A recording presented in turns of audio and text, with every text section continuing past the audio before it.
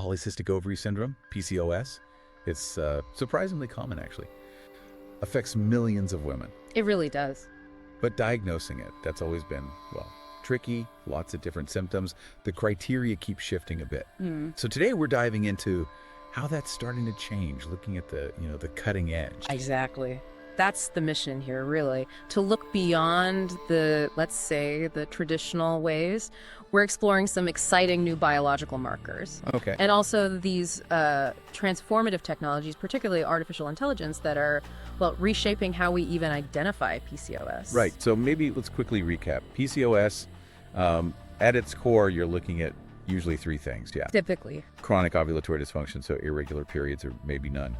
Hyperandrogenism. Which means those higher male hormone levels leading to things like acne or excess hair growth. Right. And then polycystic ovary morphology, seeing lots of small cysts on the ovaries on an ultrasound. Sorry. But, and this is the big but, in some groups, like women in Southeast Asia, that clinical hyperandrogenism, you often just don't see it. That's a key challenge. It makes diagnosis really tough in those cases. Yeah, which really highlights why we need better, more reliable markers. And that difficulty, that need for consistency, brings us straight to something called Anti-Müllerian Hormone, or AMH.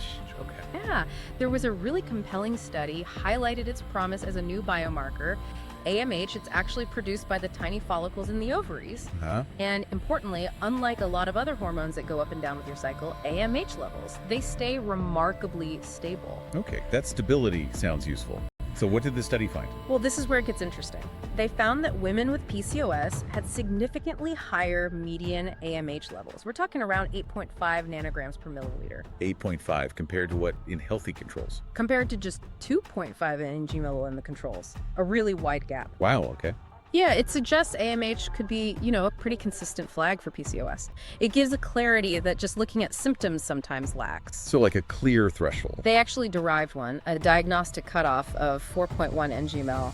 And using that cutoff, they could identify about 84% of the PCOS cases. 84%, that's pretty good. It's very good. They called AMH the best marker in that study. It had high diagnostic accuracy and area under the curve, or AUC, of 0.93 to 0.96. And a high AUC means it's good at telling the difference. Right. Between those with and without PCOS. Exactly. It's really good at distinguishing. So yeah, it does raise that question. Could one stable biomarker actually simplify diagnosing something this complex? That definitely sounds like a big step. But like we said, PCOS is so varied. So even with a great marker like AMH, the diversity of the condition, the overlapping symptoms, they still make it challenging, don't they? They absolutely do. Persistent hurdles remain. And this is where it gets really interesting. You mentioned AI. Precisely. Artificial intelligence and machine learning, they're kind of uniquely suited for this problem. How so? Because they can analyze just vast amounts of complex data. Think hormone profiles, metabolic markers, ultrasound images, all of it together. Okay. And they can spot these really subtle patterns, connections that, frankly, traditional methods or even a really sharp human eye might just miss. And are they actually achieving good results? The results are genuinely remarkable. There's research showing some AI models hitting over 98% accuracy in PCOS diagnosis. 98%. Yeah. And specific models, like one called DarkNet-19, it's a type of neural network for images, reached 99% accuracy for automated ultrasound analysis. Wow. And then get this, ensemble models, where they combine multiple AI algorithms, up to 99.89% accuracy for those ultrasound images. Nearly perfect. I mean, imagine what almost 99% accuracy means for patients. Fewer wrong turns, quicker treatment. Exactly. That potential for early, accurate detection is just crucial. It's key for preventing those long-term issues linked to PCOS infertility, type 2 diabetes, heart disease. Getting it right early. That's the goal. And, to help doctors actually trust and use these tools, we're seeing things like explainable AI tools, like SHAP and LIME. Explainable AI. Yeah, they basically translate the AI's decision.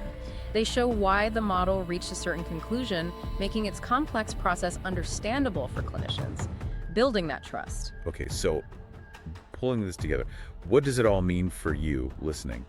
We've got this search for better biomarkers like AMH. More precise biological flags. Running alongside this, just transformative potential of AI to take all this complex data and really shake up PCOS diagnosis. It's a powerful combination. But of course, AI holds huge promise, but we have to be careful. Right. Ongoing research is absolutely vital. We need more validation. We need to tackle potential biases in the data these AIs learn from. Make sure it works fairly for everyone. Exactly. Ensure it's robust and fair across different populations before we roll it out widely in clinics. So, thinking ahead, imagine a future where getting an early, accurate, truly personalized diagnosis for complex things like PCOS is just normal, the standard of care. It could profoundly improve health outcomes, quality of life for millions. Absolutely. Makes you wonder what other breakthroughs are coming. What else might shift the whole paradigm for women's health, maybe even beyond what we've touched on today?